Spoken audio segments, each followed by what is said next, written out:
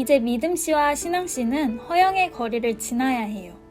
이곳은 전도자도 정말로 위험하다고 말한 곳이에요. 여긴 몹시 시끄럽고 사람들도 바빠 보이는데요. 허영의 거리에 들어서자 믿음씨가 말했어요.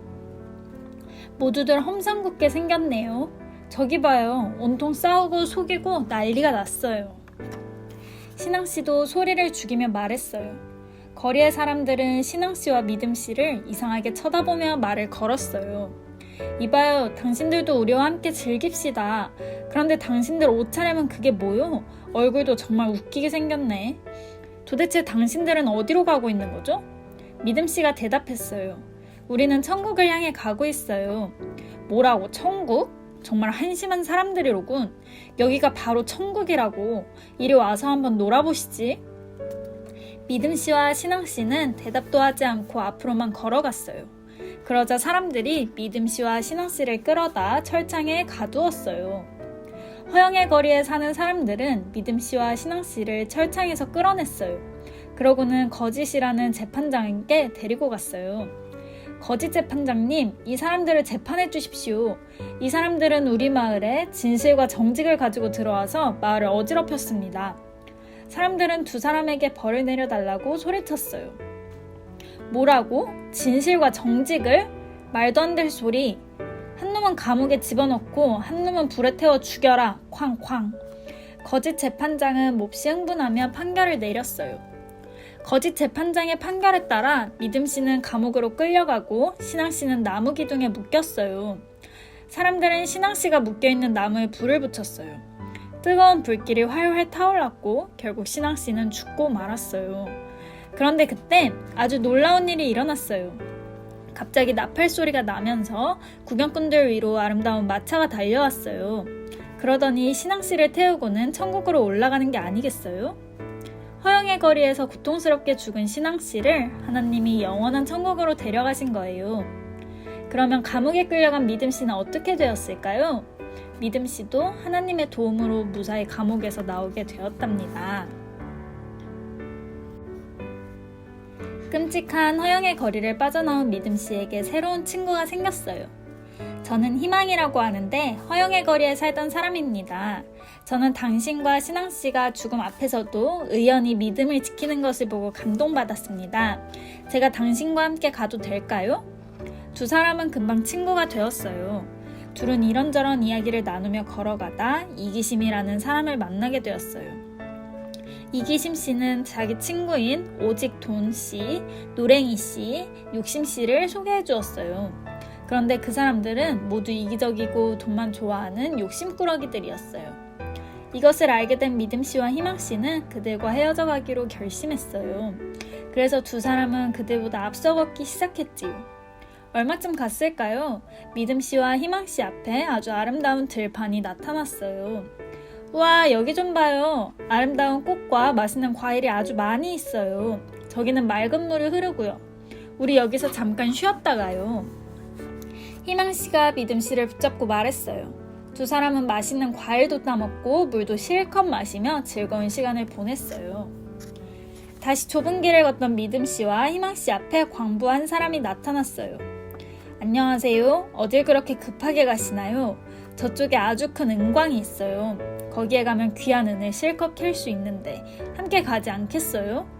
그러자 믿음씨가 말했어요. 우린 부자가 되는 것에는 관심이 없습니다. 조금이라도 빨리 천국에 가야 하니까요. 그때 아까 헤어졌던 이기심씨와 그 친구들이 막 도착했어요. 광부는 그들에게도 은광 이야기를 하며 함께 가자고 했어요.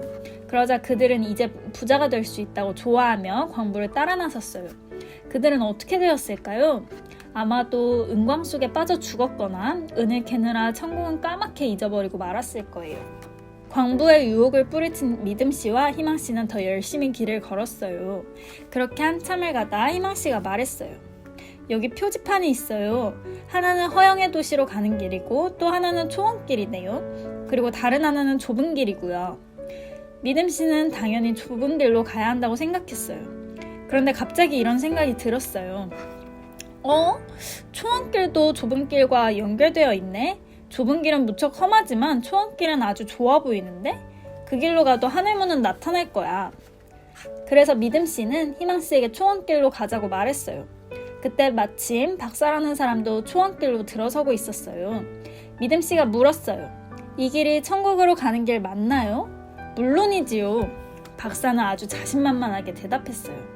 이 말을 들은 믿음 씨와 희망 씨는 더욱 확신해가지고 초원길로 들어섰어요. 초원길은 정말 아름답고 평화로운 길이었어요. 그런데 갑자기 어두워지더니 바람이 불고 천둥번개가 치면서 폭풍우가 몰아치는 거예요. 놀란 믿음 씨와 희망 씨는 폭풍우를 피해 달리다가 그만 길을 잃고 말았어요. 그때서야 그들은 좁은 길로 가지 않은 것을 후회했어요. 지금이라도 좁은 길로 돌아갑시다. 믿음 씨가 희망 씨에게 말하자 희망 씨도 그게 좋겠다고 했어요. 그런데 이를 어쩌죠? 좁은 길은 찾을 수가 없는 거예요. 좁은 길을 찾아 헤매던 믿음 씨와 희망 씨는 작은 오두막을 하나 발견했어요. 두 사람은 일단 거기로 가서 폭풍우를 피하기로 했어요. 그런데 그 오두막에는 절망이라는 어마어마하게 큰 거인이 살고 있었어요. 절망 거인은 오두막으로 들어온 두 사람을 잡아다가 의심이라는 감옥에 가두었어요. 그러고는 하인을 보내 두 사람을 마구 때렸어요. 온몸에 퍼렇게 멍이 든 믿음 씨는 너무 아파서 움직일 수가 없었어요. 희망 씨, 이제 천국에 가기는 어려울 것 같아요. 우리는 여기서 죽고 말 거예요. 믿음 씨가 간신히 말했어요. 그러자 희망 씨가 기운을 차리며 대답했어요. 힘내세요, 믿음 씨. 당신은 지금까지 많은 어려움을 이겨냈잖아요. 하나님이 도와주신 것을 잊었어요? 이 말을 들은 믿음 씨는 힘이 났어요. 맞아요. 함께 기도해요, 희망 씨. 믿음 씨와 희망 씨는 손을 맞잡고 하나님께 간절히 기도했어요. 한참을 그렇게 기도하던 믿음 씨가 갑자기 큰 소리로 외쳤어요. 아참, 내게 열쇠가 있어요. 하나님의 약속이라는 이 열쇠로 감옥문을 열 수 있다고요. 내가 왜 그걸 까맣게 잊고 있었지? 믿음 씨는 얼른 열쇠를 꺼내 감옥문을 열고 희망 씨와 함께 도망쳤어요. 감옥을 빠져나온 두 사람은 세 갈래 길이 있던 곳으로 다시 돌아왔어요. 그리고 초원길이라고 쓰인 표지판에 여기로 가면 무서운 절망 거인이 나옵니다. 절대 가지 마세요. 라고 크게 써붙여 놓았어요.